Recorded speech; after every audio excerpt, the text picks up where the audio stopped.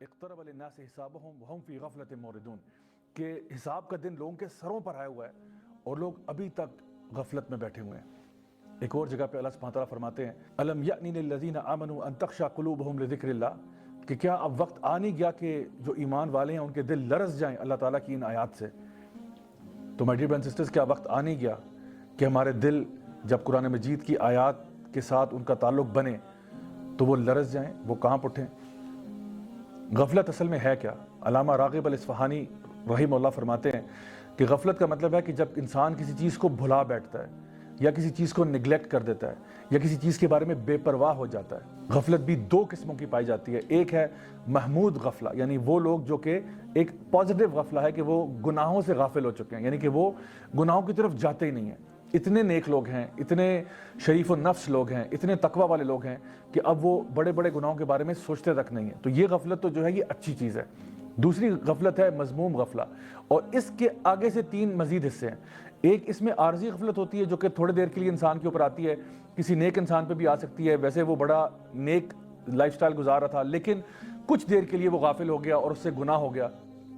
تو اس کو عارضی غفلہ کہتے ہیں۔ دوسرے نمبر کے اوپر جو غفلہ ہے اس کو متکرر غفلہ کہتے ہیں، یعنی یہ وہ ہے جو کہ کنسسٹنٹ غفلہ ہے، جو کہ کسی فاسق اور فاجر کو آتی ہے، جو ایک مستقل گناہوں کی سٹیٹ کے اندر ہوتا ہے اور کم ہی ہوتا ہے کہ وہ واپس سیدھے راستے کی طرف آتا ہے۔ اور پھر ایک ہوتی ہے جس کو تامہ کہتے ہیں، تامہ غفلہ، یعنی وہ جو کہ پرماننٹ غفلہ ہے، جو کہ کفار کے اوپر، منافقین کے اوپر چھائی ہوتی ہے، جس کی وجہ سے وہ پرماننٹلی اللہ تعالیٰ سے دور ہو جاتے ہیں۔ تو یہ وہ غفلتیں ہیں جن سے انسان کو بچنا چاہیے۔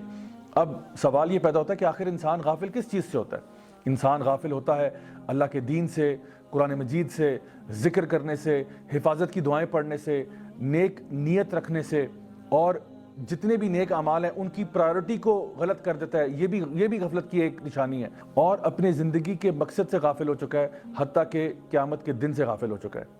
اللہ سبحانہ تعالیٰ فرماتے ہیں ایسے لوگوں کے بارے میں اولئک کالانعام بل ہم اضل اولئک هم الغافلون، یہ لوگ جانوروں جیسے ہیں، نہیں شاید اس سے بھی بدتر، یہی تو غافل لوگ ہیں۔ یعنی سبحان اللہ، بھیڑ بکریاں بھی اتنی غافل نہیں ہوتی جتنا کبھی کبھار انسان ہو جاتا ہے۔ اب سوال یہ پیدا ہوتا ہے کہ آخر غفلت انسان کو ہوتی کیوں ہے؟ اس کی بنیادی طور پر ایک وجہ یہ ہے کہ جب انسان دنیا داری کی طرف بہت زیادہ لگ جاتا ہے، عیش و عشرت کی طرف بہت لگ جاتا ہے، آرام اور سکون کی طرف بہت زیادہ راغب ہو جاتا ہے، تو وہ غافل ہو جاتا ہے۔ جب ایک انسان کہتا ہے مجھے ایک لیوش لائف سٹائل چاہیے، میں نے اپنے نفس کی پوجا کرنی ہے، میری جو مرضی ہوگی میں وہ کروں گا، کھیل تماشے میں اپنے آپ کو بہت زیادہ انوالو کرنا، یہ ساری وہ چیزیں ہیں جو کہ انسان کو غافل کر دیتی ہیں۔ حتیٰ کہ ایک انسان جو اپنے بزنس میں، اپنی جاب میں بھی بہت زیادہ انوالو ہو جائے اور جس کو ہم کہتے ہیں ورکہولک بن جائے، وہ بھی اکثر اوقات اللہ تعالیٰ کے دین سے غافل ہو جاتا ہے۔ آج اگر آپ پوری امت کا حال دیکھیں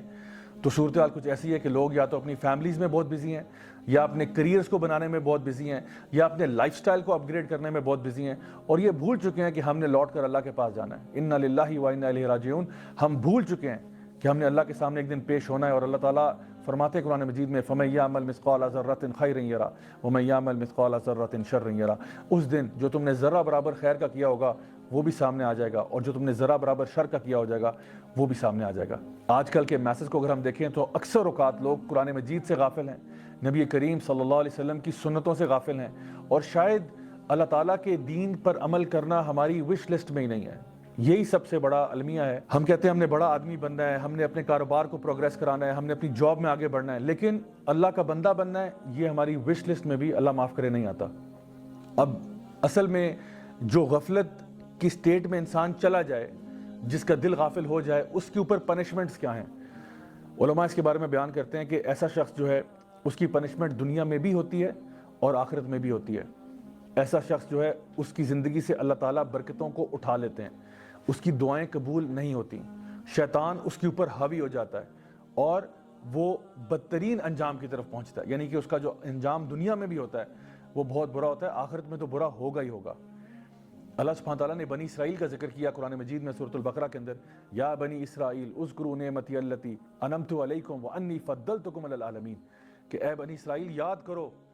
کہ اللہ تعالیٰ نے تمہارے اوپر کتنی نعمتیں کی تھی اور تمہیں تمام عالمین کے اوپر فضیلت عطا فرمائی۔ تو بنی اسرائیل کا واقعہ قرآن مجید میں اسی لیے بتایا گیا کہ وہ بڑے اللہ کے نیک لوگ ہوا کرتے تھے، بڑے چوزن لوگ تھے اللہ تعالیٰ کے، لیکن چونکہ وہ غافل ہو گئے اپنے مشن سے، اپنے ویژن سے، اللہ تعالیٰ کی طرف قریب جانے سے، تو اللہ تعالیٰ نے ان کو برباد کر دیا۔